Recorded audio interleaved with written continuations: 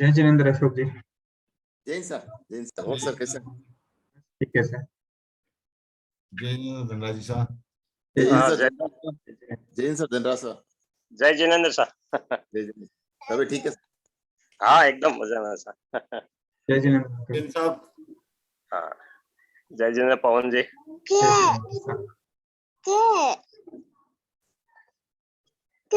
Uncle hi. बोलो हाय करो, हाय करो, हाय बोलो तो।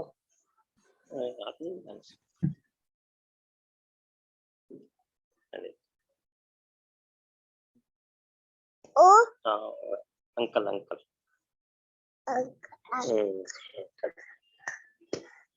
बैठे दादा। दादा बैठे।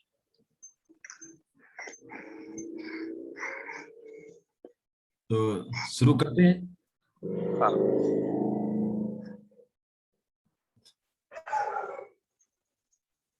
आज सम रीजन उपस्थिति कम है।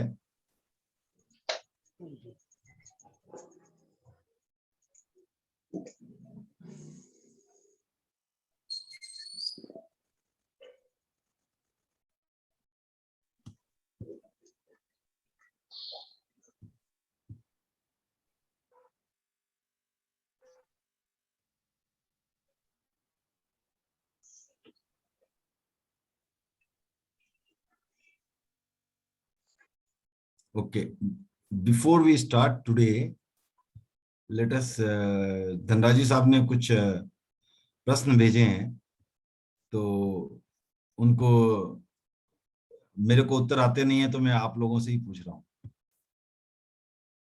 तो वो प्राण 13वें गुणस्थान में कितने प्राण होते हैं?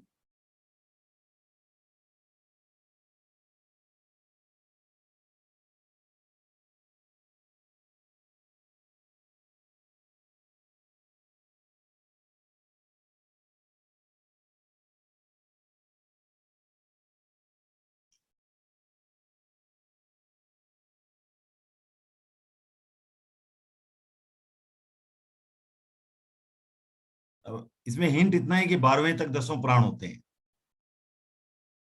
12 से 13 में क्या अंतर हुआ सोचिए। 13वें में तो वो खत्म हो जाएंगे जो केवल ज्ञान हो गया उनको। हाँ, तो श्रोतेंद्रिय, चक्षुन्द्रिय, ग्रहण, वो 3 प्राण खत्म हो जाएंगे मेरा ख्याल है। तीन ही खत्म होंगे क्या? श्रोतेंद्रिय, चक्षुन्द्रिय,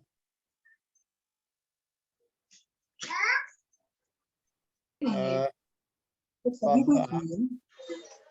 खत्म होंगे? आपकी लाइन सही है, लेकिन कितने खत्म होंगे वो बताइए।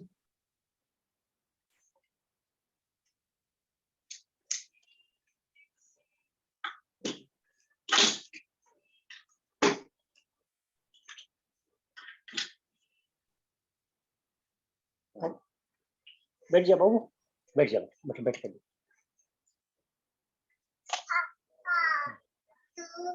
मतलब 3 ही खत्म होंगे जी। कौन से? श्वास, आयुष प्राण। सोचे आयुष्य प्राण खत्म होगा तो फिर जिंदा ही कैसे रहेंगे? वो खत्म हो ही जाएगा ना जी। नहीं, आयुष्य तो 14वें गुणस्थान तक भी रहता है। नहीं, ठीक है बात आपकी। तो श्रोतेंद्रिय, चक्षुन्द्रिय और वो घ्राणेन्द्रिय तो खत्म हो ही जाएंगे जी। और श्रोतेंद्रिय, घ्राणेन्द्रिय खत्म है, चक्षुरेंद्रिय। हाँ जी। आप दो इंद्रियों का नाम ले रहे हैं, बाकी 3 इंद्रियों का क्या होगा? बाकी 3 इंद्रियों का क्या उपयोग रहा? केवल ज्ञान, केवल दर्शन हो गया, उसके बाद इंद्रियों का कोई कार्य है क्या?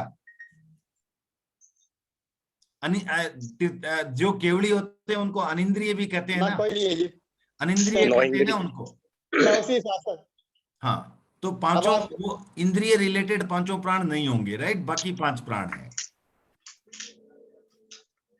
अब ठीक है आपका ना? फेस नजर आया जी आपको, सादा जय जिनेंद्र। जय जिनेंद्र। तो 5 प्राण रहे। ओके।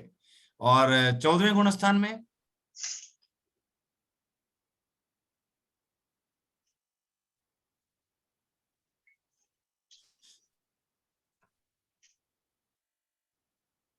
आयुष्य प्राण रहेगा। आयुष्य प्राण 14वें रहेगा। गुण का। ठीक है, बाकी सभी नहीं है, ठीक है ना? तो ये हो गए आपको प्राण में थोड़े से ये एक क्लैरिटी की दृष्टि से। तो धन्यवाद धनराज जी साहब, अच्छे प्रश्न भेजे आपने। तो एक और प्रश्न था इनका, तो अभी इसमें क्या है कि आपको थोड़ा सा मैं बता देता हूँ अभी, क्योंकि आज के इसमें भी थोड़ा होगा, उसकी जरूरत होगी, या चलो आज इसके लास्ट में कर लेंगे। आज शरीर की बात करेंगे, उसके बाद लास्ट में ये प्रश्न ये ले लेंगे। तो अभी हम पहले एक गीत का अर्थ करेंगे और उसके बाद शरीर की चर्चा करेंगे। तो मैं स्लाइड शेयर कर लेता हूं और अशोक जी से निवेदन रहेगा गीत का गायन करने के लिए। मैं भी कर सकता हूं, लेकिन आप लोग भाग जाएंगे फिर। नहीं, ऐसा नहीं है निर्मल जी, आप अपने आप पर आप विश्वास रखो।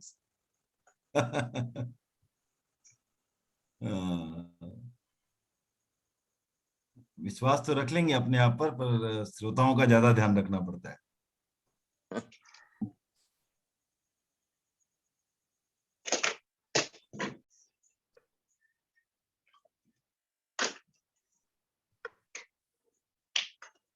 स्लाइड दिखाई दे रही है?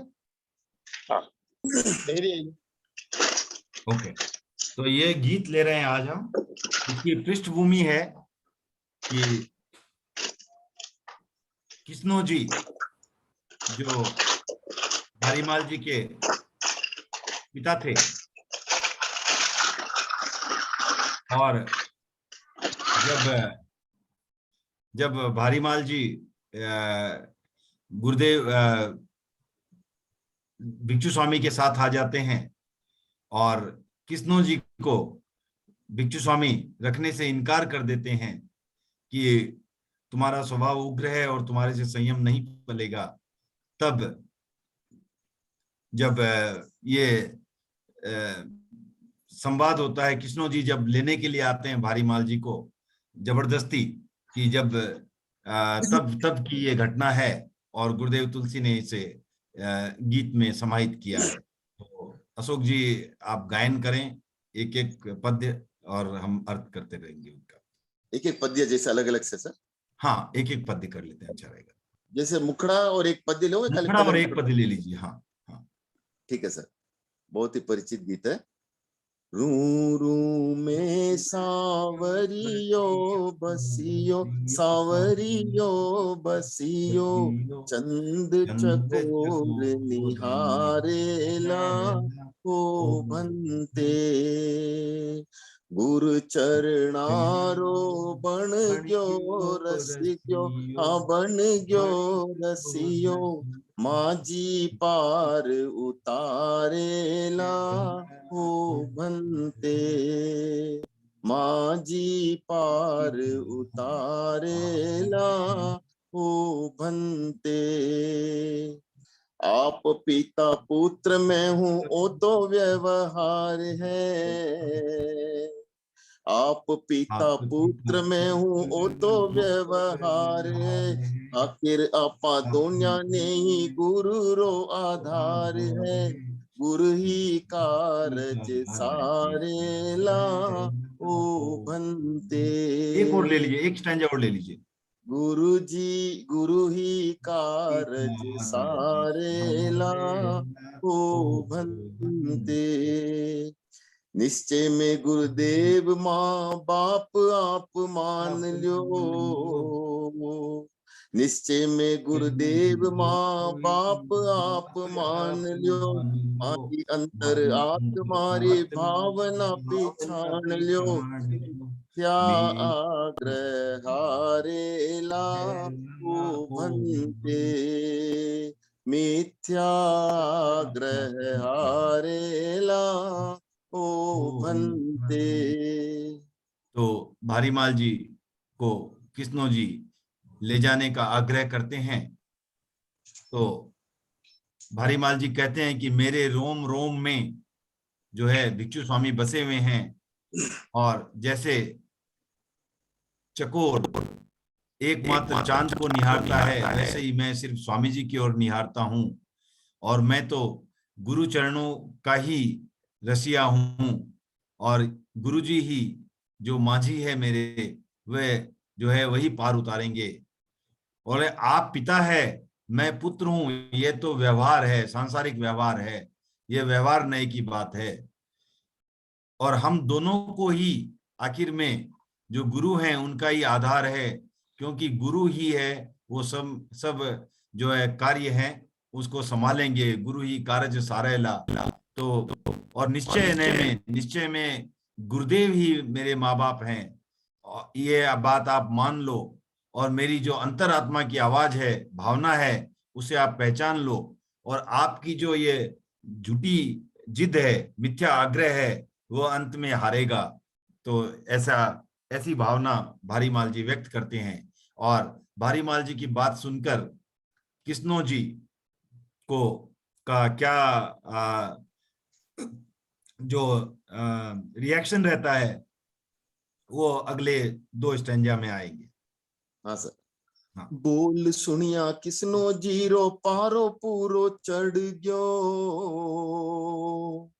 बोल सुनिया किसनो जीरो पारो पूरो चढ़ गयो, रोष और सासुरो अपार बढ़ गयो, विग्रह काम बिगाड़ेला ओ भन्ते, विग्रह काम बिगाड़ेला ओ भन्ते। स्वामी जी भी छोड़ मन तू भी छोड़ देवेला, स्वामी जी भी छोड़ मन तू भी छोड़ देवेला, सोच जरा पछे मारे साथ कौन रेवेला, आभो आँख उगाड़ेला ओ भन्ते, आभो आँख उगाड़ेला ओ भन्ते। तो जब कृष्णो जी भारीमाल जी की ये बात सुनते हैं तो उनका जो है पारा चढ़ जाता है, अर्थात वो काफी गुस्से में आ जाते हैं, और उसमें उनका सांस का वेग भी बढ़ जाता है, जैसे सांस फूल जाती है, सांस तेज हो जाती है गुस्से में, वैसा हो गया उनका। और इस तरह का जो ये विग्रह का कार्य वो कर रहे थे, ये काम बिगाड़ने वाला ही काम था। तो वो कहते हैं कि तुम इस तरह मेरे से अगर अलग रहोगे, विग्रह करोगे, तो इससे काम बिगड़ जाएगा। और कहते हैं स्वामी जी ने तो मेरे को छोड़ ही दिया है, और तू भी अगर मेरे को छोड़ देगा तो ये सोचो कि मेरे साथ फिर कौन रहेगा, और अगर तुम ऐसी बात करोगे तो बादल फट जाएगा। बादल फट जाएगा मतलब संकट आ जाएगा। तो ये जो है आता है। इसके बाद वो फिर से इंसिस्ट करते हुए ये क्या कहते हैं भारीमाल जी, एक और स्टैंजा लें अशोक जी। मारे सागे आप भी साथ में गा सकते हैं। मारे सागे रहनो पड़सी नहीं कोई चारो है, मारे सागे रहनो पड़सी नहीं कोई चारो है, बूढ़ापे में तारे बिना और कौन सारो है, मारो हृदय विदारेला ओ भन्ते, तो कहते हैं मारो हृदय विदारेला ओ भन्ते। ये कहते हैं कि जो मेरे साथ ही रहना पड़ेगा तुम्हें, और कोई चारा नहीं है तुम्हारे पास, क्योंकि अगर तुम मेरे पास नहीं रहोगे तो बुढ़ापे में मेरे को कौन सहारा देगा, और मेरा जो है हृदय फिर रोएगा। तो तब तो ये सुन करके जब इमोशनल ब्लैकमेल एक तरह से वो कर रहे होते हैं तो भारीमाल जी जवाब देते हैं। अगला थारो स्टैंजा। जायो आर माने खाने राही त्याग है, थारो ल्यायो आर मारे खाने राही त्याग है, मोह ममता छोड़ धार्यो पूरन है त्याग है, सत्याग्रह उधारेला ओ भंते, तो सत्याग्रह उधारेला ओ भंते। तो भारीमाल जी कहते हैं कि अगर ऐसा ही अगर आपका आग्रह है तो आपका लाया हुआ आहार मुझे खाने का ही त्याग है। आप जो भी आहार लाओगे मैं वो नहीं खाऊंगा। और जो मैंने क्या है कि मोह ममता को छोड़ करके पूर्ण रूप से वैराग धार लिया है। और ये जो मेरा सत्य के प्रति आग्रह है, सत्य के प्रति अड़े रहने की वृत्ति है, वही मेरे उद्धार का कारण बनेगी। तो उसके बाद वो क्या होता है कि कृष्णो जी भारीमाल जी को जबरदस्ती ले जाते हैं। जब ले जाते हैं तो क्या क्या होता है वो अगले जो है स्टैंजा में आता है। दो ये दिन बीत्या नहीं खायो और पियो है,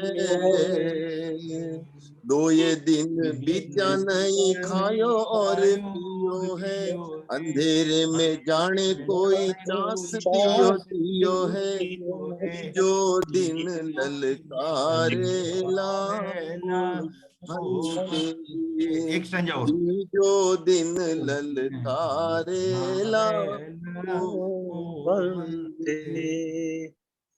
ओ है थारो भक्त ईरा, ओ है थारो भक्त ईरा तेहि भगवान भगवान हो। ओ है थारो भक्त ईरा तेहि भगवान हो, आन सोप्यो स्वामी जी ने समो बो महान हो, सदा सदा हमारे तो श्रद्धा सदा उभारेला ओ भंते।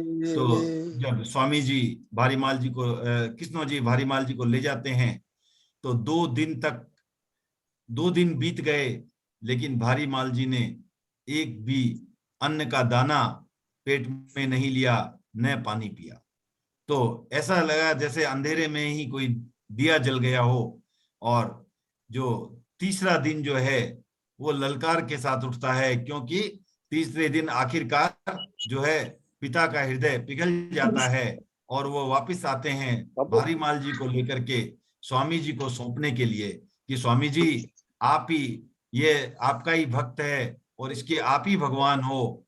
और वो जो उस समय जो समा बंधा, वो जो समय था वो महान समय था कि श्रद्धा से ही कैसे जो है उबर गए भारीमाल जी। और उसके साथ साथ उन्होंने रिक्वेस्ट की स्वामी जी से कि ठीक है ये तो आपका भक्त है, इन्हें रखो, लेकिन मेरा भी तो कोई ठिकाना लगाओ, मेरा भी कुछ कल्याण करो। तब जो आगे का आखिरी स्टैंजा आता है इसका।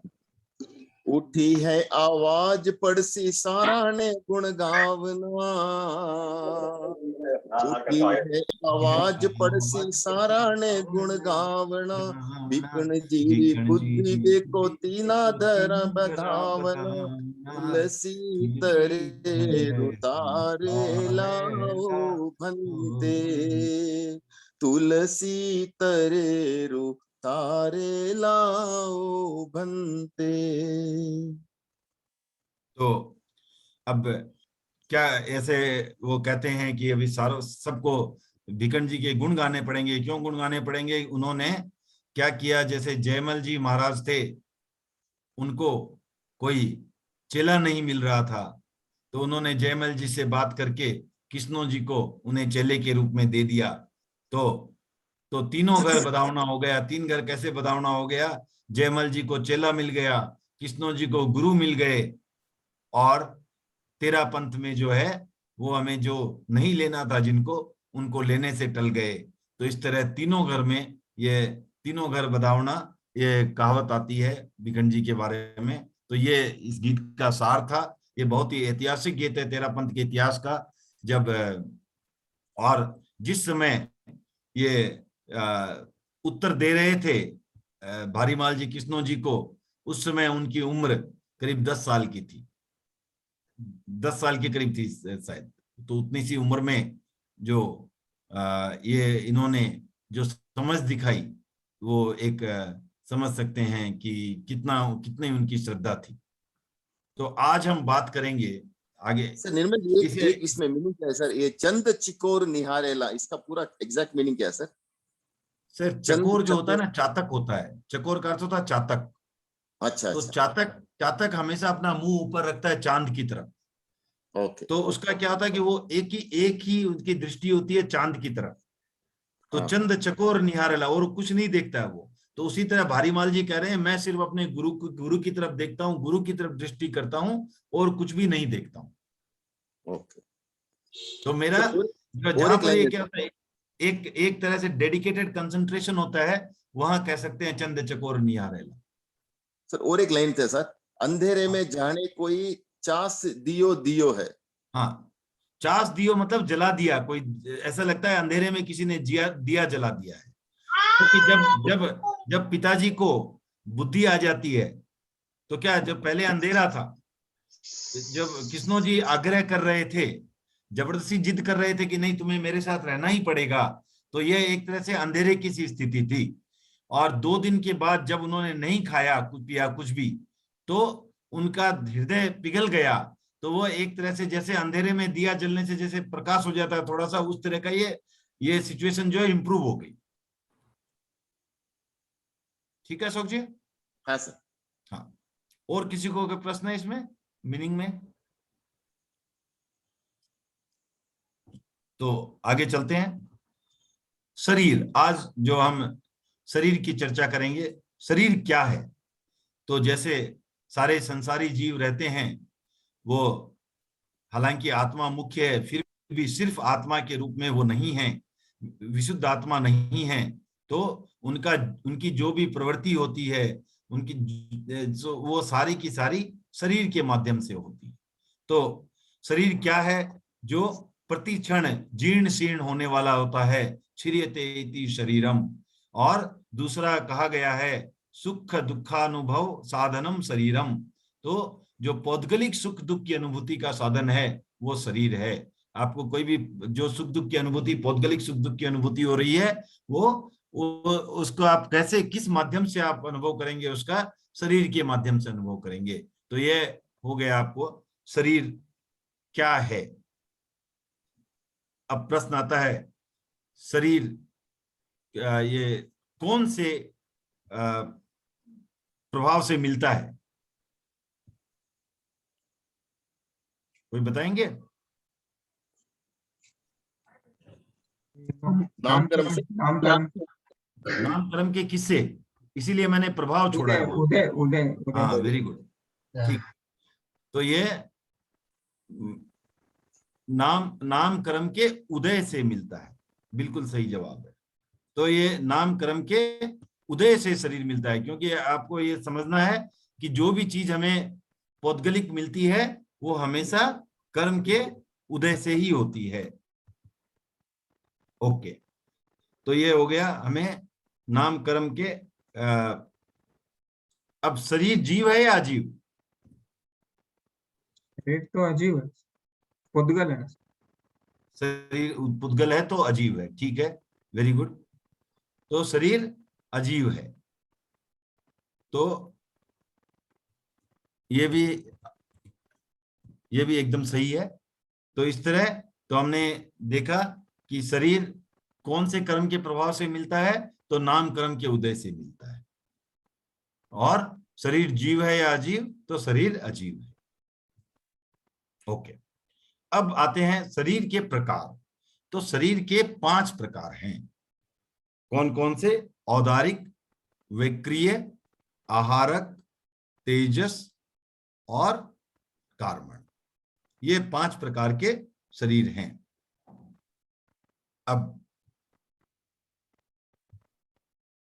इन शरीर की थोड़ी व्याख्या कर लेते हैं। तो औदारिक शरीर क्या है? ये स्थूल पुद्गलों से निष्पन्न शरीर है। ये शरीर जो है ये स्थूल पुद्गलों से बना हुआ है। लाडनू से लिख देते, लाडनू से बढ़िया। इसमें छेदन भेदन होता है, छेदन भेदन हो सकता है। स्वभाव से ये सड़न गलन एवं विनाश होने वाला होता है। और जो औदारिक शरीर रहता है ये मृत्यु के बाद भी टिका रहता है। मृत्यु के बाद भी शरीर कहीं जाता नहीं है, यहीं रहता है। और मोक्ष की प्राप्ति भी इसी शरीर से संभव है, और किसी भी प्रकार के शरीर से मोक्ष की प्राप्ति संभव नहीं है। देव और नारक को छोड़कर एकेंद्रिय से पंचेंद्रिय तक सभी जीवों के औदारिक शरीर होता है। तो ये जो है आप समझ लें औदारिक शरीर हो गया, ठीक है। और इसीलिए जब देखते हैं कि कोई जैसे मनुष्य है, उसकी मृत्यु हो गई, उसके बाद क्या होगा? उसे दाह संस्कार करना है या अंतिम क्रिया करनी है।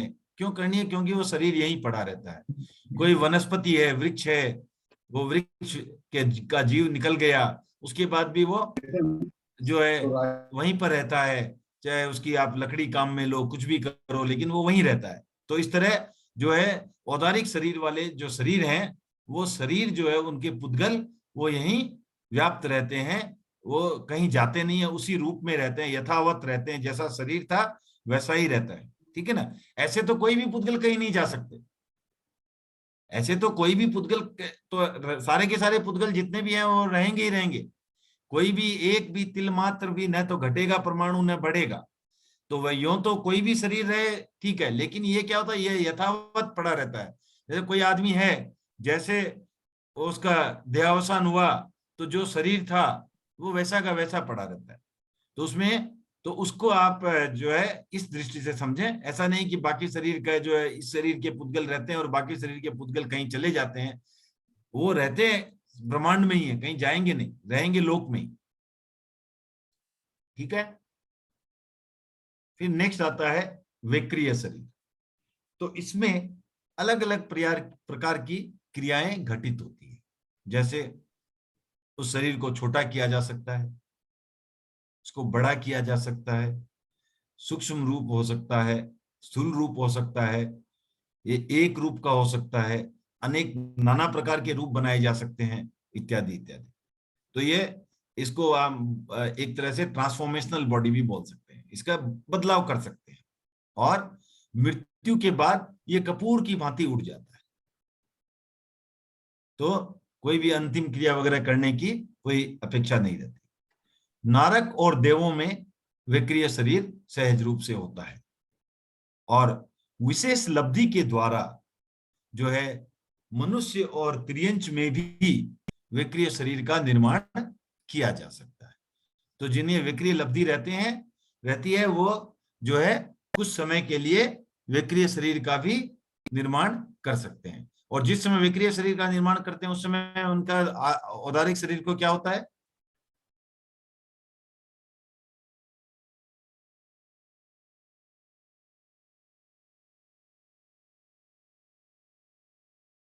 कोई भी जवाब देना चाहेंगे?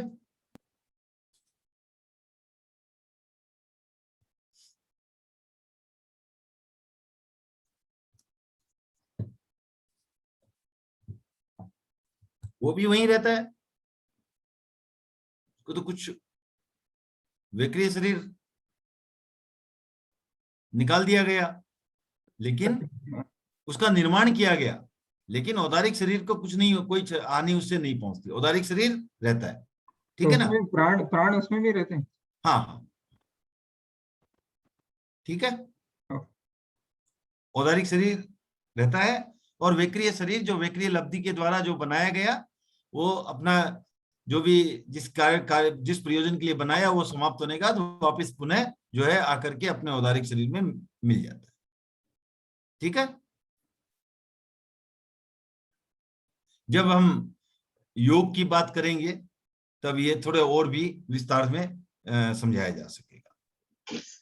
एक मिनट निर्मल जी, हाँ, ये एकेंद्रिय में वायुकाय जो बादर वायुकाय होती है वो भी वैकेरिय लब्धि रहती है उसके पास, तो वो भी हाँ। वैकेरिय शरीर धारण कर सकता है। हाँ, वो त्रियंच विक्रिय में आ गया ना। नहीं, आप बोले ना एकेंद्रिय में कोई लब्धि नहीं होती उनमें, विक्रिय नहीं, उसमें मैंने ये नहीं कहा, मैंने कहा द्वारा एकेंद्रिय। मनुष्य और त्रियंच विक्रिय।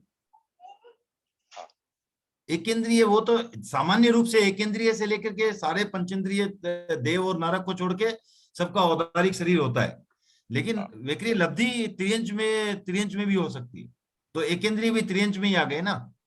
हाँ, तो एकेंद्रिय में वायुकाय के बादर वायुकाय में ही होती है, सूक्ष्म वायुकाय में नहीं होती है। नहीं होती, हाँ ठीक है, करेक्ट। तो ये विशेष जानकारी के लिए धन्यवाद। तो ये विशेष भी जानकारी रखें कि सिर्फ बादर वायुकाय जो है उनमें ही ये लब्धि होती है। ओके,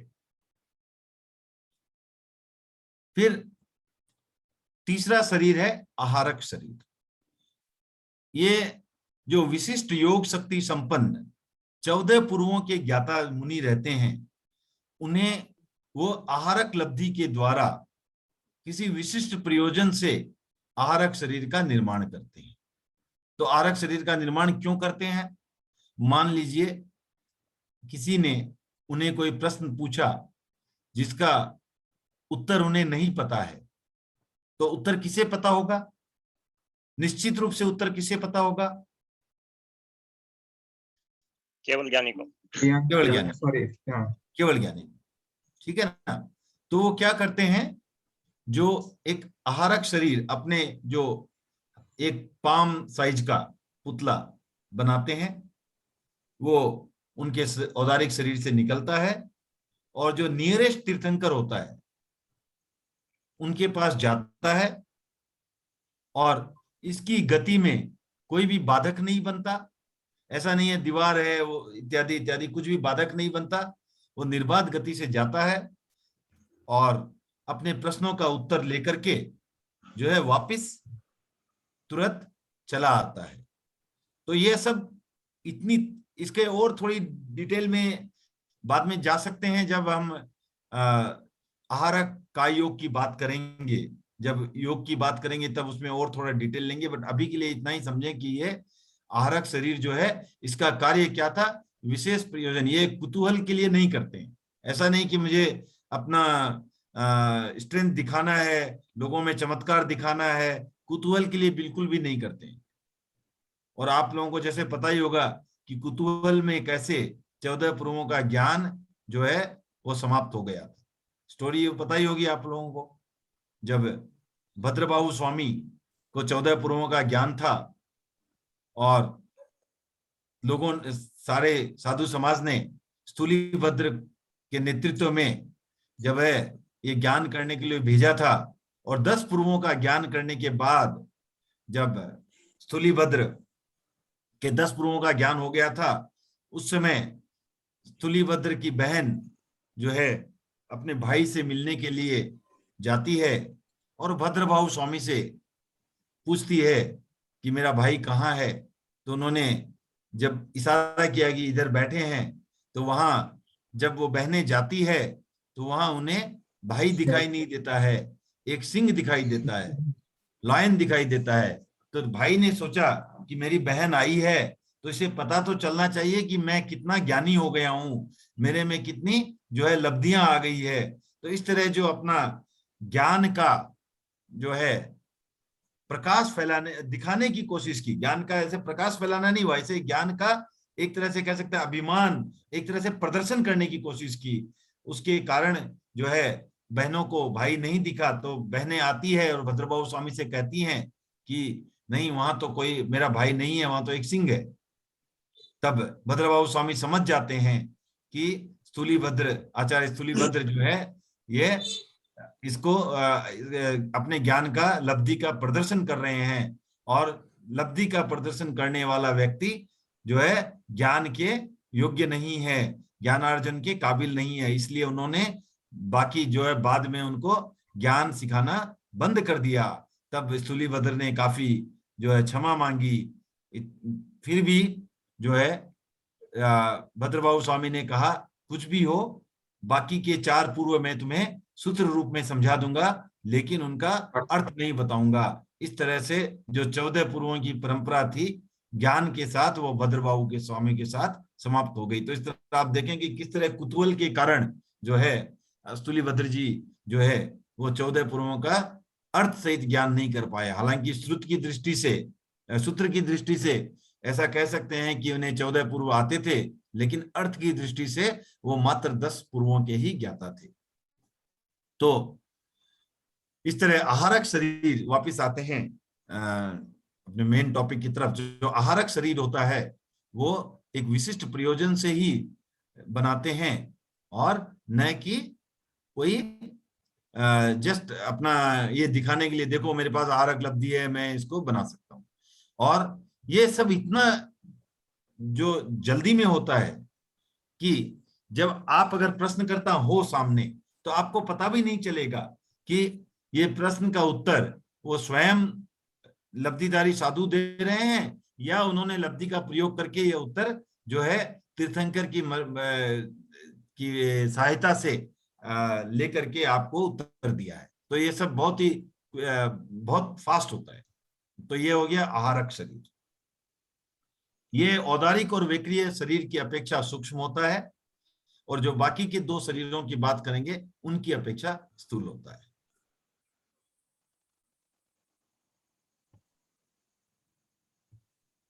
फिर आता है तेजस शरीर। तेजस शरीर जो है वो हमारा ऊर्जामय शरीर है जो पाचन आदि का कार्य करता है। ये तेजोमय होता है, इसे विद्युत शरीर भी कहते हैं। और पिछले जो 3 शरीर थे उनमें अंग और उपांग होते हैं। जैसे हाथ एक अंग हो गया, उसकी अंगुलियां उपांग हो गई। इस तरह अंग और उपांग ये पिछले 3 शरीर में होते हैं, लेकिन इस शरीर में कोई भी अंग उपांग नहीं होते और ये पहले के 3 शरीरों की तुलना में सूक्ष्म होता है। तो ये हो गया तेजस शरीर। और जो इससे आगे चलते हैं, अंतिम शरीर है कार्मण शरीर। कार्मण शरीर किससे बना होता है? जो ज्ञानावर्णीय आदि 8 कर्मों के पुद्गल, जो कर्म समूह जिन्हें हम अपनी आत्मा से आकृष्ट करके रखे हुए हैं, उन पुद्गलों के समूह से ये शरीर बनता है।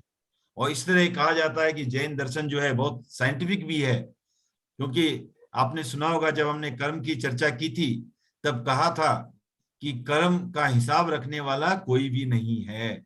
ऐसा नहीं कि कोई ईश्वर कर्म का हिसाब रख रहा है, कोई ईश्वर आपको कर्म का फल दे रहा है, नहीं। तो जब ऐसा नहीं है तो ये हिसाब रहे कहाँ? अकाउंट तो कहीं रहना चाहिए। तो ये अकाउंट जो है सेल्फ बिल्ट इन है। कैसे बिल्ट इन है? अपने कार्मण शरीर के द्वारा। अपना कार्मण शरीर क्या है? उन्हीं कर्म पुद्गलों से बना हुआ है जिन्हें हमने इकट्ठा किया है। और जब निर्जरण होता है तो इसी से थोड़े बहुत झड़ते रहते हैं। और जब ये तो है, ये जो शरीर है वो आपको मृत्यु के समय भी आपका पीछा नहीं छोड़ता। और वही केस है तेजस शरीर के साथ भी। तो तेजस और कार्मण शरीर जो है वो अनादिकाल से सभी संसारी जीवों के साथ जुड़ा हुआ है। तो और ये जो है एक तरह से कह सकते हैं कि इतनी सुंदर जो बात है इसमें कि ये अपने आप जो है आपके कर्मों का लेखा जोखा वो आपके साथ, ये आपके सिग्नेचर के रूप में एक भव से दूसरे भव में जाता रहता है। तो ये जो है, और हर भव का हमारा लक्ष्य रहना चाहिए कि उस शरीर के भार को हम बढ़ाएं नहीं, घटाएं ही। तो ये जो है कार्मण शरीर हुआ। ये बाकी सारे शरीरों के निर्माण का कारण भी यही है, इसलिए इसे कारण शरीर भी कहा जाता है। इसके भी अंग और उपांग नहीं होते और ये शरीर जो है वो सबसे सूक्ष्म शरीर है। इस तरह हमने 5 शरीरों को व्याख्या की है। और इसमें जो तेजस और कार्बन शरीर जो 2 शरीर होते हैं वो जीव के साथ, संसारी जीव के साथ सदा बने रहते हैं। सिर्फ मोक्ष जाने के समय ही इन दोनों शरीरों से जो है छुटकारा मिलता है। अन्यथा आदमी जब एक भव से दूसरे भव में जाता है तब भी उसका औदारिक शरीर तो यहीं रह जाता है, लेकिन तेजस और कार्बन शरीर हमेशा हमारी आत्मा के साथ जुड़ा रहता है और वो साथ में ही गति करता है। जब जीव एक गति से, एक योनि से दूसरी योनि की तरफ जाता है, एक भव से दूसरे भव में जाता है, तो उसमें भी कुछ समय लगता है। और वह समय जो होता है, जो समय अपने आप में जैन दर्शन में जो है वो एक इकाई है। एक समय अर्थात समय की जो सबसे छोटी इकाई है उसे हम एक समय कहते हैं। तो एक समय में भी जीव अंतराल गति कर सकता है, 2 समय में भी कर सकता है, 3 समय में भी कर सकता है और 4 समय में भी कर सकता है। तो मिनिमम 1 समय लगता है जिसे हम ऋजु गति कहते हैं, अर्थात सरल रेखा की गति, और जो 1 से अधिक समय लगता है उसे हम वक्र गति कहते हैं। तो ये किस चीज पर निर्भर करता है? ये आपके जो किसी भी जीव के मृत्यु स्थान और उत्पत्ति स्थान, इन 2 स्थानों की भौगोलिक जो कह सकते हैं कि स्थिति है उस पर निर्भर करता है। अगर वो स्ट्रेट लाइन में जाने वाला पाथ है, जैसे आप ऐसा समझ लो कि आप एक जगह से दूसरी जगह जा रहे हो, वहां पर अगर आपको स्ट्रेट रोड है तो आपको कोई भी टर्न नहीं लेना पड़ेगा। लेकिन अगर टर्न है, अगर रोड स्ट्रेट नहीं है तो आपको टर्न करके जाना पड़ेगा। अब कितने टर्न है? अगर स्ट्रेट रोड रहती है तो 1 समय लगता है, ठीक है ना। और 1 घुमाव अगर है तो 2 समय लगता है, 2 घुमाव अगर है तो 3 समय लगता है, और अगर 3 घुमाव है तो 4 समय लगता है। और ये सृष्टि की रचना ऐसी है कि 3 घुमाव में आप लोक में जहां पर जीव है तो कहीं से भी कहीं पहुंच सकता है। मैक्सिमम 3 घुमाव की आवश्यकता होती है। इस तरह 4 समय जो है वो अंतराल गति का अधिकतम है, और जघन्य 1 समय, कम से कम 1 समय लगेगा। जो सिद्ध जो जाते हैं, मोक्ष जाते हैं, उनको कितना समय लगता है, कोई बता पाएंगे? 1 समय। आई थिंक 1 समय।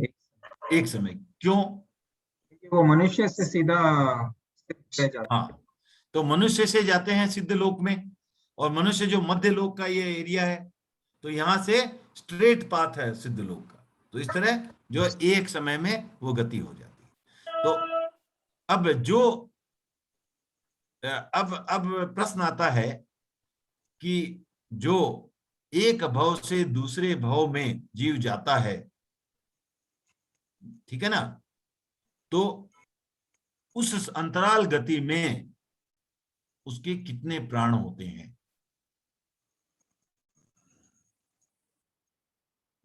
कार्बन और तेजस 2 प्राण होते हैं। नहीं, ये तो शरीर हो गया। हाँ, प्राण प्राण पूछ रहा हूँ। हाँ, प्राण पांचों। कार्बन तेजस। कार्बन प्राण है क्या? हाँ, कार्बन और तेजस 2 रहते हैं। हाँ, नहीं, शरीर 2 रहते हैं, प्राण कौन सा है?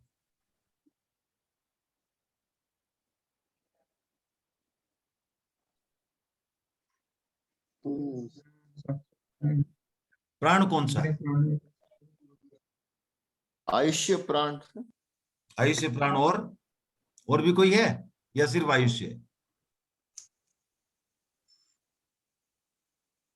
आयुष्य अगले भव का जो आयुष्य होता है ना, वो उस समय लागू हो जाता है, शुरू हो जाता है, इसलिए आयुष्य प्राण है। और कायबल पर प्राण हो गया। कायबल प्राण, क्योंकि तेजस और कार्बन शरीर है इसलिए उनमें कायबल प्राण है। तो सरला जी ने कहा था तेजस और कार्बन, तो तेजस और कार्बन शरीर तो है, लेकिन उनके जो संबंधित प्राण है वो कौन सा प्राण है? कायबल प्राण। कोई भी शरीर से संबंधित प्राण है वो कायबल प्राण। तो कायबल प्राण और आयुष्य प्राण, ये 2 प्राण रहते हैं, ठीक है। अब प्रश्न आता है कि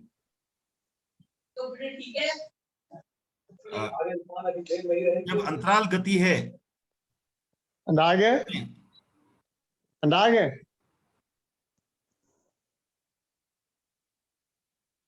उसमें कितने शरीर होते हैं? 2 शरीर सर, दो 2 कार्बन शरीर, और तेजस। तेजस और कार्बन, ठीक है। तो तेजस नए भाव में जाने से फिर तेजस शरीर नया कब बनता है? और कार्बन शरीर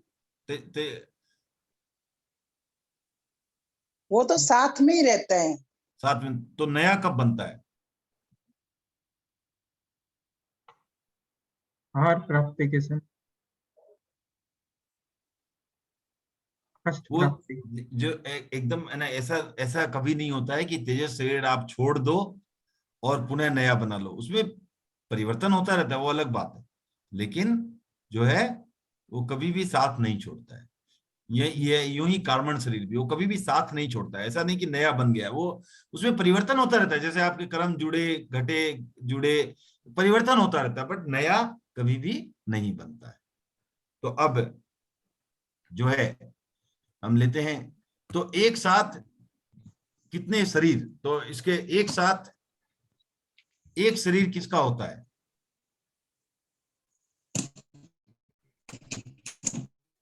मनुष्य,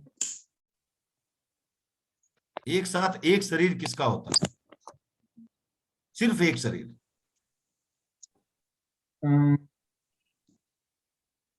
केवली, केवली के सिर्फ एक शरीर होता है। ओके,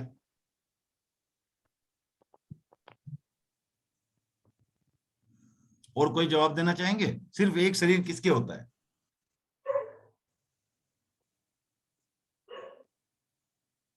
केवली के भी शरीर नहीं होते।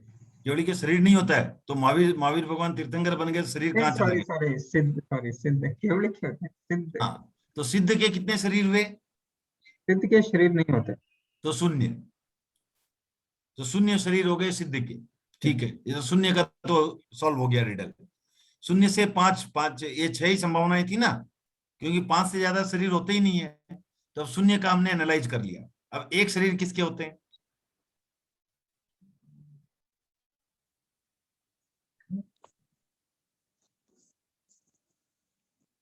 एक शरीर नहीं हो सकता सर, मिनिमम 2 चाहिए। हाँ, तो एक शरीर किसी में भी नहीं होता है। सही बात है, एकदम सही कहा आपने, ठीक है, वेरी गुड अशोक जी। अब 2 शरीर किसमें होता है? अंतराल गति में। अंतराल गति, ठीक है ना? अंतराल गति में तेजस और कार्बन हाँ, अंतराल गति। बराबर है। तो 2 शरीर हो गए अंतराल गति में। सो किसी भी संसारी जीव के अंतराल गति में 2 शरीर हो गए। 3 शरीर किसमें होते हैं? जीव में, हम कौन से संसारी जीव? संसारी मनुष्य। जीव में, संसारी मनुष्य जीव में। में। मनुष्य में हो सकते हैं। नहीं, हम में होते हैं। मनुष्य में तो 5 शरीर ही बोलते हैं। आहारक भी बनाता है वो। नहीं, वो तो ठीक है, सक्रिय भी- बनाता है, ठीक है, लेकिन 3 शरीर किसमें होते हैं? हमारे मनुष्य में। किसी भी जीव में होते हैं ना, सामान्यतया। कोई भी जो भाव में जीव है, सामान्यतया 3 शरीर होते हैं। कौन कौन सभी से? में। तेजस कार्बन, औदारिक औदारिक तेजस तेजस कार्बन, औदारिक तेजस कार्बन, औदारिक तेजस कार्बन और वेक्रिय तेजस कार्बन। हाँ वैक्रिय तेजस कार्बन। या अगर देव और नरक है तो वेक्रिय तेजस कार्बन, और अदरवाइज औदारिक तेजस कार्बन। कार्बन। क्लियर है ना? हमारे जैसे मनुष्य है, घोड़ा है, उनमें क्या होगा? औदारिक तेजस कार्बन। अब देव है, उसमें क्या होगा? वेक्रिय तेजस वैक्रिय कार्बन। तेजस कार्बन।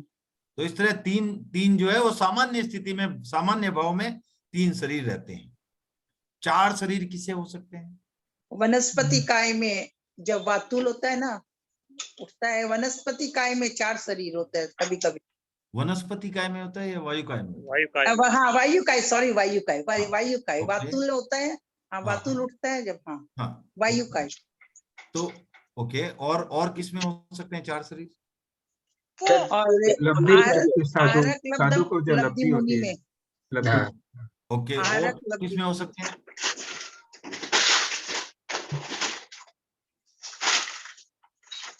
आहारक लब्धि वाले में 4 शरीर कौन कौन से हैं? औदारिक, आहारक, तेजस तेजस कार्बन। कार्बन। और वेक्रिय लब्धि भी तो होती है। हाँ वैक्रिय लब्धि। तो देवता वैक्रिय लब्धि वालों के भी 4 शरीर हो सकते हैं। हाँ, औदारिक, वैक्रिय, तेजस, कार्बन एक ही समय में 4 हो सकते हैं, एक साथ 4 शरीर हो सकते हैं। ओके, और एक साथ 5 हो, समुच्चय जीव में समुच्चय नहीं, मैं एक पांचों समय नहीं हो में बोल रहा हूँ, सकते। एक जीव में बोल रहा हूँ। पांचों नहीं हो सकते क्योंकि वैक्री और आहारक एक साथ नहीं हो सकते। हाँ सही है, जो वैक्रिय शरीर और आहारक शरीर दोनों एक साथ नहीं बनता, इसलिए जो है 5 शरीर कभी किसी जीव में नहीं होते। तो इस तरह ये जो है इसमें चार्ट में मैंने समराइज किया है फिर से उसको।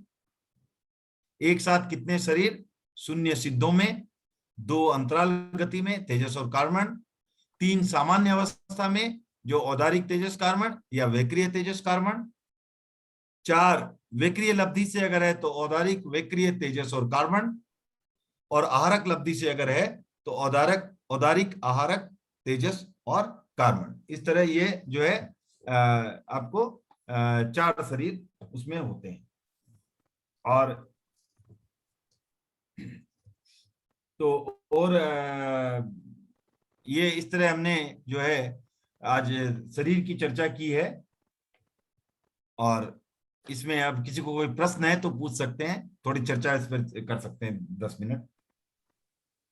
निर्मल जी, हाँ ये जो रिजु गति से जाता है जीव ऊपर, हाँ वो तो ठीक है, हाँ लेकिन जो इसका घुमाव होता है हाँ, वो जीव जाते हैं तो वो किसकी सहायता से जाते हैं? कार्बन योग से ही जाते हैं ना? घुमाव अपने आप ले लेते हैं या किसी की सहायता से जाते हैं? नहीं, कार्बन योग से होता है। नहीं, कार्बन योग तो सही है। आहार भी करते हैं। नहीं, वो जैसे मनुष्य गति में जा रहा है या नरक गति में जा रहा है तो वो नरक अनुपूर्वी बोलते हैं उसको, नरक अनुपूर्वी या मनुष्य अनुपूर्वी, उस गति से इसके कारण से वो घुमाव ले सकते हैं, नहीं तो घुमाव नहीं ले पाएंगे। सीधी गति है तो ठीक है, उसके लिए अनुपूर्वी की जरूरत नहीं होती। हाँ, जो हाँ, ये कारण। ठीक ठीक। तो ये हम हाँ, पहले निर्मल जी। बोल की चर्चा करेंगे, तो एक बार फिर से आप धनराज साहब इसके मटेरियल अगर भेज दें तो अच्छा रहेगा। तो वो पहले गति की चर्चा अभी हमने नहीं की है उसको, एक्चुअली अंतराल गति वगैरह की, तो हाँ। करेंगे तो पहले बोल की चर्चा कर लेंगे एक दिन, तो उसमें आपको सम्मिलित भी कर लेंगे। ठीक। और किसी को कोई प्रश्न? निर्मल जी, हाँ निर्मल जी, हाँ ये सम विषम श्रेणी क्या होती है इसमें? हाँ, विषम श्रेणी, सम श्रेणी पहले बोर्ड में किसमें सम श्रेणी विषम श्रेणी बोल रहे हैं आप? जो कहते हैं ना जी, अगर सम श्रेणी में है तो वो सीधा जाएगा और वक्र गति उसकी होगी जो विषम श्रेणी में होगा। हाँ, माने वो अगर आपको जैसे वो लाइन ऑफ साइट एक तरह से अगर है तो वो सम श्रेणी हो गई, अगर घुमाव है तो वो विषम श्रेणी हो गई। मैं ये कहता हूँ कि ये कैसे निश्चित होता है? भाई मान लो मैं वही मनुष्य बोल रहा हूँ गति ना, में हूँ तो वो मेरी लोक की विषम रचना से श्रेणी पता है। वो लोक की रचना से पता चल जाएगा आपको कहाँ जीव है और कहाँ से कहाँ जा रहा है। नहीं, मैं ये कहना चाह रहा हूँ, जैसे मैं मनुष्य गति में हूँ, मनुष्य हाँ। गति में मेरा आयुष पूरा हो गया। अब हाँ। कहते हैं विषम श्रेणी कौन सी होगी वो फिर? मतलब मनुष्य गति ही होगी या कोई और गति होगी? या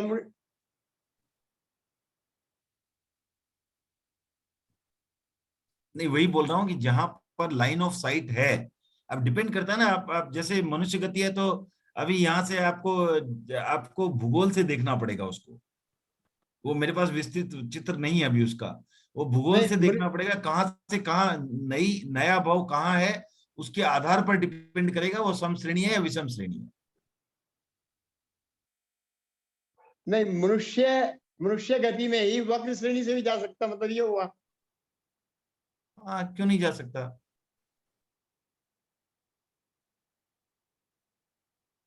हाँ, दोनों गति से जा सकते हैं। सम श्रेणी होगी तो सम चला जाएगा, हाँ। विषम है तो विषम से चला जाएगा, उसमें क्या है? वो तो दोनों से ही जा सकते हैं, वो तो आपको जो आपका जैसे वही बोल रहा हूँ ना, स्टार्टिंग पॉइंट और एंड पॉइंट का लोकेशन पर डिपेंड करता है। वो किसी भी गति पर डिपेंड नहीं करता है, वो सिर्फ आपको स्टार्टिंग पॉइंट और एंड पॉइंट की गति है, लोकेशन है, उस पर डिपेंड करता है सिर्फ। ठीक है। ठीक है ना? और किसी को कोई प्रश्न? ये निर्मल जी, हाँ हाँ अशोक जी आप पूछिए। पूछे पूछे विनोद जी। ये त्रियंच गति में जैसे या व्यक्रिया लब्धि, तो वो हाँ। कैसे प्राप्त होती है? वो पता जानकारी में नहीं है। धनराज साहब जानकारी में है क्या? वो बहुत सही होती है तिर्यंच गति में बोले तो। एक तो वायु कायिक है उनका तो अपने आप ही होती है आदर वायु में, और बाकी तिर्यंच गति में है तो उसको तो अवधि ज्ञान भी हो सकता है, ऐसा नहीं है। तो वो होता है पूर्व जन्म का, उसको जाति स्मरण ज्ञान होता है, फिर वो उसमें आगे बढ़ता है, उस हिसाब से ही उसकी वो ये भी होता है उसमें।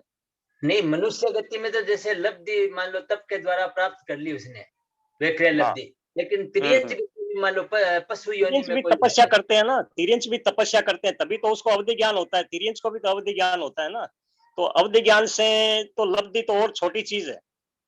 अवधि ज्ञान जब वो प्राप्त कर सकते हैं तो लब्धि तो बहुत छोटी चीज है। त्रियंच तो श्रावक भी बन सकते हैं ना विनोद जी? हाँ हाँ, वो श्रावक बन सकते हैं, हाँ, लेकिन तो मतलब की तपस्या कर सकते हैं, तो व्यक्रिय लब्धि के लिए श्रावक से ज्यादा होने की जरूरत ही नहीं है। माने आहारक लब्धि के लिए आपको चतुर्दश पूर्वधारी साधु बनना पड़ेगा, लेकिन व्यक्रिय लब्धि के लिए तो ऐसे ही कोई आवश्यकता ही नहीं है। तो आहारक लब्धि के लिए भी सब चतुर्दश पूर्व को आहारक लब्धि नहीं होती है। हाँ, उसमें सबको भी नहीं होती है, सबको नहीं उसको होती है। हाँ, विशिष्ट योग संपन्न जो है वही होंगे। तो विशिष्ट 14 पूर्वधारियों में भी सबको नहीं होती आहारक लब्धि। ठीक ठीक। अशोक जी?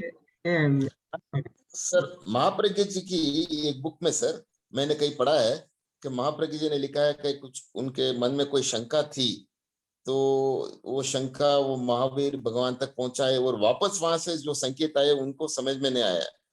तो वो तो आहारक शरीर नहीं है, वो तो 14 पूर्व ज्ञान, तो वो क्या था सर? वो भगवान महावीर पुस्तक है उसमें है ये, उन्होंने लिखी है ना, भगवान महावीर उसमें है ये। तो वो तो अपने इंद्रियों से उन्होंने ध्यान के द्वारा, जैसे अनुत्तर विमान वाले होते हैं वो अपने ध्यान से ही दूसरे केवली तक अपनी शंका पहुंचाते हैं ध्यान के द्वारा।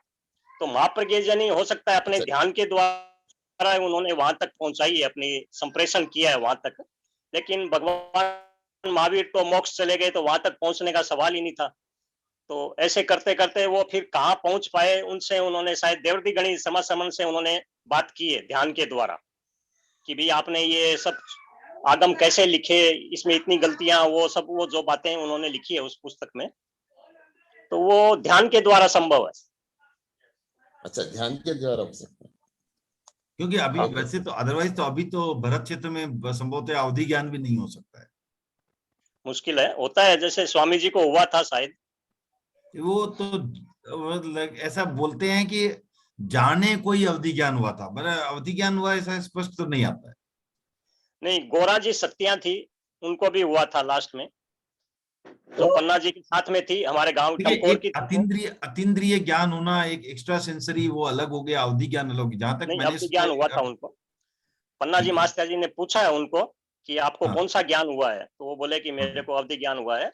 वो उनमें एक कोई प्रेत आता था, ऐसा कुछ बहुत बड़ी घटना है वो अलग चीज है। तो होता है, अवधि ज्ञान हो सकता है, लेकिन वो परम अवधि ज्ञान नहीं होगा। परम अवधि ज्ञान अब खत्म हो गया है। हाँ, परम अवधि ज्ञान तो एकदम हाँ, अवधि ज्ञान हो सकता है छोटा मोटा। देवलोक में जानने वाले जीव होते हैं, उनके हो सकता है कि उससे पहले, क्यों आगे तो अवधि ज्ञान रहते हैं ना, उसका कुछ आभास कुछ रूप में यहाँ हो जाए।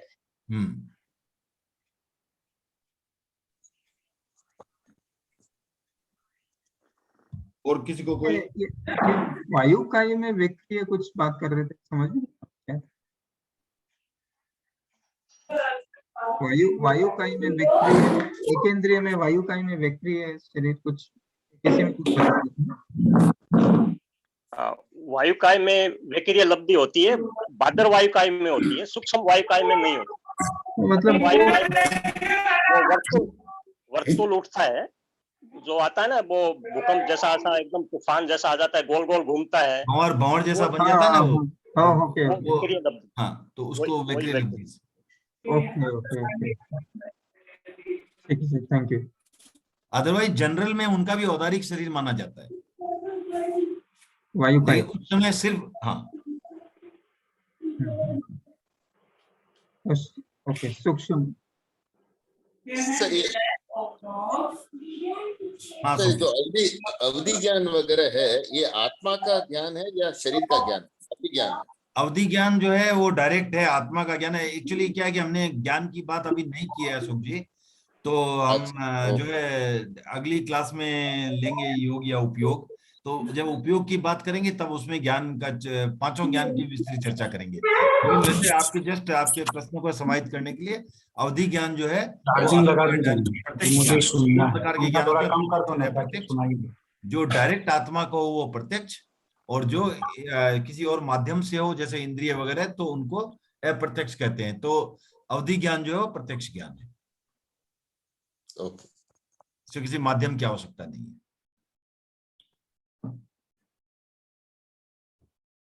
और किसी को कोई प्रश्न या कोई? सर कैसे जाने किसी को अवधि ज्ञान हुआ है, किसको कैसे पता चलता है? हाँ, बहुत सिंपल आंसर है, कैसे? केवली जाने। केवली अभी तो केवली नहीं है ना। हाँ, तो अभी केवली नहीं है तो बस वो तो कैसे बताया जा सकता है फिर? तो मैं भी बोल सकता हूँ मेरे को अवधि ज्ञान हुआ है। वो तो पता चल जाएगा ना। तो प्रश्न कैसे पूछेंगे पता? आप। आपको प्रश्न पूछेंगे, आपको पूछेंगे कल सेंसेक्स किधर जाएगा। तो पता चल जाएगा उससे। तो ये तो पता चल जाएगा क्या। तो ऐसे तो देखिए अभी आप ही नहीं, ये आप देखो कि महावीर के समय भी लोगों ने क्लेम किया, क्लेम तो होते रहते हैं ना। उस समय भी क्या गोसालक ने क्लेम क्या किया था? 5 तीर्थंकर थे उस टाइम। गोसालक ने कहा मैं तीर्थंकर हूं, और भगवान महावीर को बताया था इंद्रजालिया कि ये तो ऐसा ही है। तो अभी देखो तो ऐसे क्लेम तो चलता रहता है, क्लेम से कुछ नहीं होता ना। सर जैसे आनंद श्रावक का जब अवधि ज्ञान हुआ तो गौतम स्वामी वहां गए, तो आनंद श्रावक ने बोलते हुए मेरे को अवधि ज्ञान हुआ, तो गौतम स्वामी नहीं मानते उसको। हाँ उसके बाद गौतम स्वामी महावीर भगवान के जाके महावीर भगवान से पूछते हैं कि हुआ, हाँ तो महावीर भगवान बोलते हैं हाँ उनको हुआ है, केवली अवधि ज्ञान हुआ। हाँ, तो तो सही है। उससे पता चल। हाँ हाँ, तो नहीं, वो तो वो केवली है ना, तो उनको पता था सब कुछ, केवली को पता था। बराबर। तो लेकिन जब अवधि केवली ज्ञान नहीं है तो गौतम स्वामी ने अवधि ज्ञान तो माना था, लेकिन उन्होंने जितना लंबा बताया ना कि मेरे को हाँ यहाँ तक के दिव्य हाँ दिख रहे हैं, यहाँ तक की नरक दिख रही है, वो इतना हाँ लंबा अवधि ज्ञान के लिए हाँ मना कर दिया गौतम स्वामी ने कि इतना बड़ा अवधि ज्ञान श्रावक को नहीं हो सकता। हाँ, बिना हाँ साधना के तब नहीं हो सकता। हाँ, हाँ, तब वो वो पूछ करके उन्होंने आए, फिर खमत कामना की। फिर खमत कामना भी किया गौतम स्वामी ने। हाँ हाँ, फिर उन्होंने खमत कामना, अपनी भूल भी मानी, खमत कामना भी किया, वो सब हुआ। तो आप भी आनंद श्रावक जैसे बने अशोक जी। सर हमको तो महावीर भगवान जैसे मोक्ष जाना है सर। हाँ, वेरी गुड, तो अच्छी ये तो बात, सब अवधि ज्ञान से छोटी मोटी है ना सर, ये ज्ञान। सही है, एकदम सही है। ठीक है, तो अभी लगता है कि अब सारे प्रश्न आज के तो है नहीं कुछ भी, तो अब अगली क्लास के लिए तक के लिए। निर्मल जी, मेरा एक जनरल क्वेश्चन है। हाँ, पूछें सर। हम कहते हैं ये जो सूक्ष्म जीव है ये सारे लोक में व्यापक है, हाँ कोई जगह ऐसी नहीं है जहाँ पे वो ना हो, हाँ और उनको हम लोग मार भी नहीं सकते। हाँ, तो जैसे ये दिवाली पे पटाखे वगैरह चलते हैं या कहीं आग लग जाए, उसमें तो मरते होंगे जी, या रह जाते हैं उसमें भी? नहीं, वो उन पर काय शक्ति का, काय प्रहार का कुछ फर्क ही नहीं पड़ता है उन पर, इतने सूक्ष्म रहते हैं कि उनमें काय काय जैसे आग प्रहार लग गई के, कहीं, हाँ नहीं, वो काय प्रहार का विषय ही नहीं है, जंगल में आग लग गई, कोई फर्क नहीं पड़ता। वो सारी घटनाएं बहुत स्थूल है, और वो इतने सूक्ष्म रहते हैं, उनमें उनका असर नहीं होता है उन चीजों का। आग वगैरह का भी असर नहीं होता जी? नहीं होता है, नहीं अच्छा। होता है। वो इतने सूक्ष्म होते हैं, उनमें कोई भी चीज का असर नहीं होता। इसीलिए वो जो है कि काय हिंसा का दोष उसके उनके सूक्ष्म जीवों के कारण कभी नहीं लगता है। नहीं तो क्या होता है कि आप मान लो आप चल रहे हो फिर रहे हो, तो जो आप सिर्फ जो स्थूल जीव हैं उन्हीं की हिंसा कर सकते हो चलने फिरने की असावधानी से। कभी भी चलने फिरने की असावधानी से उन सूक्ष्म जीवों की आप हिंसा नहीं कर सकते हो।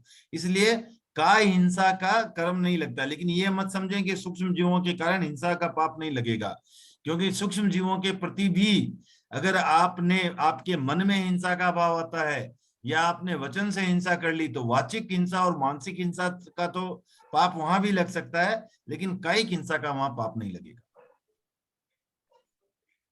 नहीं मतलब आग का भी प्रभाव नहीं होता, मैं समझ नहीं पा रहा। आग तो कुछ भी खत्म कर देगी जी।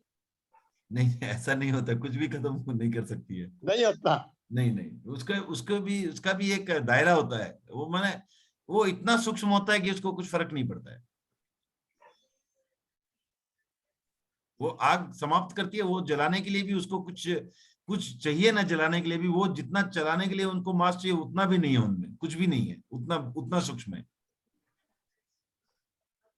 वो कोई भी प्रकार की इस तरह की फिजिकल हिंसा के दायरे में नहीं आते हैं।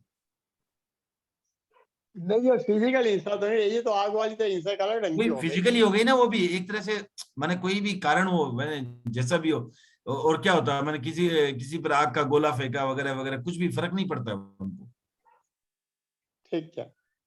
फर्क नहीं पड़ता है। उनकी मृत्यु फिर अपने आप होती है, अपने आयुष पूर्ण होने से। हाँ, अपने अपने आप होता है। उनकी तो ऐसे भी जो मैंने सबके सब वो आपके पहले गुणस्थान में ही रहते हैं, उनका बहुत कुछ है, उनका वर्णन है, अलग सा वर्णन है। तो लेकिन वो काय हिंसा के में नहीं आते वो।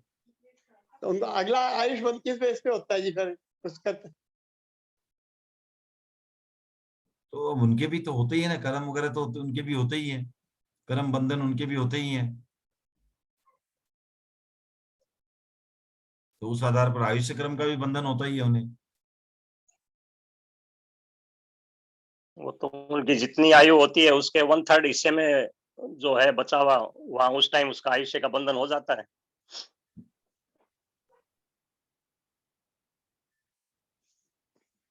तो आयुष्य क्रम का बंधन तो वो होगा ही होगा उनको भी। बिना बंधन के कोई जीव मरता ही नहीं है। पहले आयुष्य का बंधन होगा तभी मर सकता, नहीं तो नहीं मरेगा।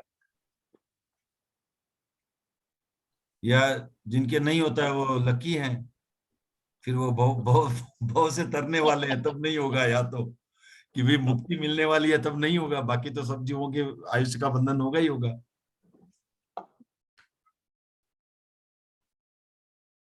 ठीक है तो जैन आयुष साहब। का बंधन ना हो तो बड़ी अच्छी बात है जी। हाँ, आयुष का बंधन ना हो तो अच्छी बात है। वो तो सही है। जैसे सभी यही सोचते हैं कि भाई मैं लोन तो ले लूं, लेनदार ना है तो अच्छा, लेकिन ये तो होता नहीं है, लेनदार पहुंचेगा ही पहुंचेगा। तो ये तो आप जब तक आपके कर्म के पुद्गल हैं जुड़े हुए, तब तक संभव नहीं है ये बात। और जब कर्म के पुद्गल छूट जाएंगे तो ठीक है, तब आप लोन फ्री हो, इसके बाद आप उसके बाद कुछ होना नहीं है, उसके सब आराम है। वो भी उतना भी नहीं, आप ये छोड़ो, खाली 8 में से 1 कर्म पर विजय पालो, बाकी के 7 भी अपने आप ढह जाएंगे। एक खाली मोहनीय कर्म हटा लो, बाकी सब ठीक है। बाकी सारे कर्म अपने आप फिर चले जाएंगे।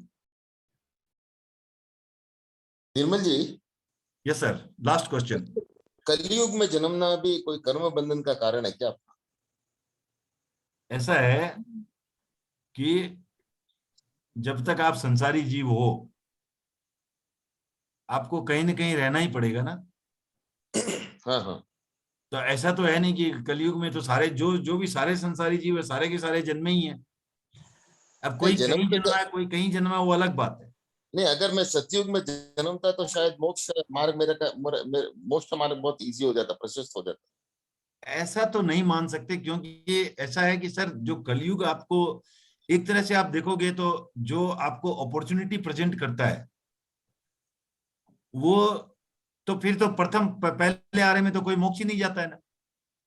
एकदम ही माने सब आराम ही आराम था। दूसरे आरे में भी कोई मोक्ष नहीं जाता है, सब आराम ही आराम था।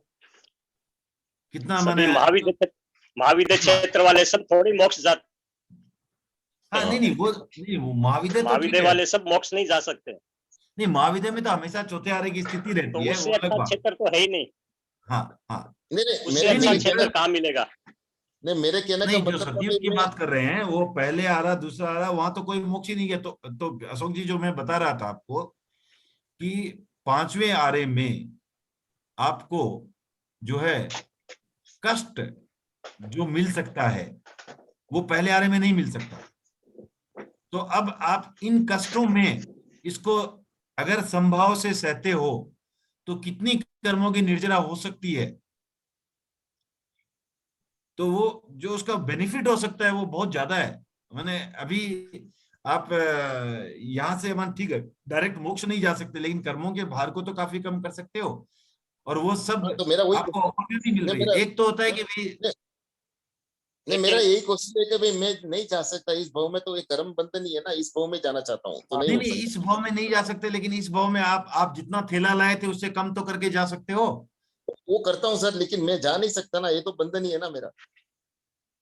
नहीं नहीं, वो ठीक लेकिन है, वो तो छठे आरे में अगर मिल गया जन्म तो फिर तो कुछ भी नहीं कर सकते, वहां तो हाँ, खाली धर्म भी नहीं कर पाओगे, वहां तो कुछ भी नहीं कर पाओगे नहीं छठे नहीं हाँ आरे में।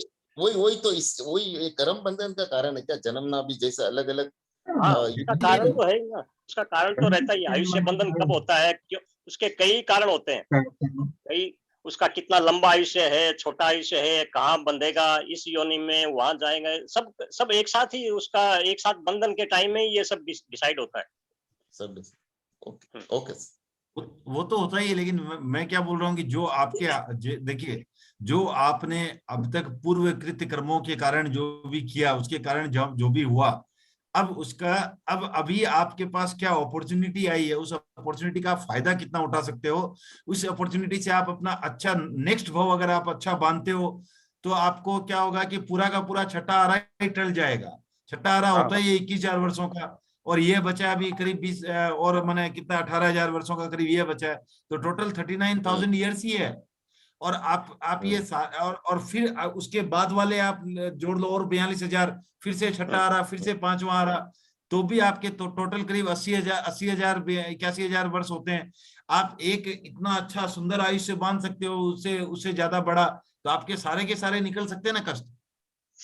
हाँ तो अब वही बोल रहा हूँ, तो अभी वही है कि अभी जो आपको अपॉर्चुनिटी मिल रही है, एक होता है कि भाई आप जहां पर आप मान लो जहां धूप धूप पड़ती है वहीं तो आतापना का तप किया जा सकता है। अब हिमालय में कोई आतापना का तप कैसे करे? अब कोई सुखलाल जी स्वामी बोलेगी हिमालय में जाके सो गए थे तो आतापना बोलेंगे क्या उसे? वो तो सरदार शहर में सिल्ली पर सोए तभी आतापना बोलेंगे ना। तो आपको जब वो समभाव से उन्होंने ताप को सहा, तो जो ताप ही नहीं हो कैसे सहे? तो यहाँ आपको एक इस तरह से अपॉर्चुनिटी मिल रही है कि यहाँ पर विषम परिस्थितियां आएगी, और उन विषम परिस्थितियों में अगर आप समभाव, तो इसीलिए बोल रहे हैं आज कोई मान लो मुझे कोई पूछे, हो सकता है कि मेरी जानकारी कम हो इस बात में, लेकिन मेरे को जहां तक पर्सनली लगता है जैसे पहले आरे में अगर किसी को क्रोध नहीं आता था और आज किसी को क्रोध नहीं आता है, तो आज अगर किसी को क्रोध नहीं आता है तो उसकी निर्जरा का कारण बहुत ज्यादा बनता है मेरे ख्याल से, क्योंकि आज उसको इतने निमित्त मिल रहे हैं। उस समय निमित्त ही नहीं मिल रहे थे क्रोध के, किसी को मतलब ही नहीं था। कल्प वृक्ष से वृक्ष एक इतना सा दाना खाया, 3 दिन तक काम खत्म।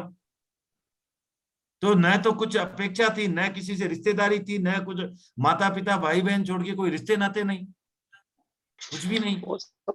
मिथ्यात्वी है ना, सारे योगलिक तो मिथ्यात्वी होते हैं। तो वो संयोग ही नहीं है, सम्यक तो प्राप्त करने का संयोग ही नहीं मिलता वहां, संयोग ही नहीं है। हाँ एग्जैक्टली, तो वही बोलो। तो अभी आपको जो अपॉर्चुनिटी है, इस अपॉर्चुनिटी में विषम परिस्थितियों के आपको जैसे माने कहते आप ऐसा जनरली समझो, आप कॉर्पोरेट वर्ल्ड में भी हो, आपने कुछ कमिटमेंट किया, कमिटमेंट आप होल्ड करते हो कि नहीं कब पता चलेगा? जब विषम परिस्थिति आई। जब तक सब कुछ सही चल रहा है सभी सही करते हैं, क्या फर्क पड़ता है? जब उल्टा हुआ कुछ, उस समय भी जो बात को रखता है उसकी बात होती है, तब पता चलता है कि नहीं भी ये बात रखने वाला है। तो जब उसी लिए कहा जाता है कि यहाँ जो है आपको विषम परिस्थितियां मिल रही है, उन विषम परिस्थितियों में अगर आप समता भाव रख पाते हो, जितना रख पाते हो उतना कर्म निर्जरा का वो कारण बनेगा, फ्यूचर कर्म उससे सर नहीं उसके लगेगा। हिसाब से, सर उसके हिसाब से देखेंगे तो आपके हिसाब से तो कलयुग की बेस्ट है। नहीं, मेरे हिसाब से तो वही मैं बोल रहा हूँ कि आप मेरे हिसाब से ये नहीं, मैंने बोल रहा हूँ कि मैंने आपको क्या कहा, हर क्षण हर अवसर एक मौका है, उसमें आपको अवसर तलाशना है। आपको जो हुआ है उसमें तो आपका कंट्रोल नहीं है, लेकिन आज आप जहां आ गए उसकी आप सिर्फ चर्चा कर सकते हो, उसमें आपका कंट्रोल नहीं है। अब यहां से जहां जाना है वहीं पर आपका कंट्रोल है, तो उस पर सही बात। कंट्रोल के लिए आप यहाँ बैठ करके क्या बेस्ट कर सकते हो वो आप करो। Positive thinking. हाँ, क्योंकि यस और तो सर, कुछ कर नहीं सकते यस आप। जो आप यस यस। यहाँ आ गए, आप यहाँ हो, आप हमारे साथ हो, ये सारी की सारी बातें हैं, उसका तो कुछ कर नहीं सकते। अब वही है कि अब कैसे, जैसे हमें पता है कि हमें भाई अशोक जी का साथ है, अब छोड़ तो सकते नहीं, तो क्या करो, अशोक जी से गाना गवाओ, आनंद लो, प्रभु भक्ति भी हो, आनंद भी हो। तो इस तरह आप माने आप जहां भी हो तो आप उसको ऐसा ऐसा वातावरण क्रिएट करो कि वहां पर जो है शांति रहे, आपको उग्रता ना आए। इतना जैसा भी आप कसाय का, जितना जितना कसाय का समन होता रहेगा उतना आपका फायदा, और तो कोई आपके हाथ में है नहीं चीज। ओके ओके, ठीक है। तो आज थोड़ा ओके समय सर, का भी अतिक्रमण हो गया, तो थैंक यू। थोड़े मत खाना। तो थैंक यू, तो कृतज्ञ आज हम यहीं रखते हैं। सबका बहुत बहुत आभार जुड़ने के लिए। कृतज्ञोस्मि। आपके आभारी है, धन्यवाद। कृतज्ञोस्मि, कृतज्ञोस्मि, आपके आभार। धन्यवाद सभी। जय जिनेंद्र।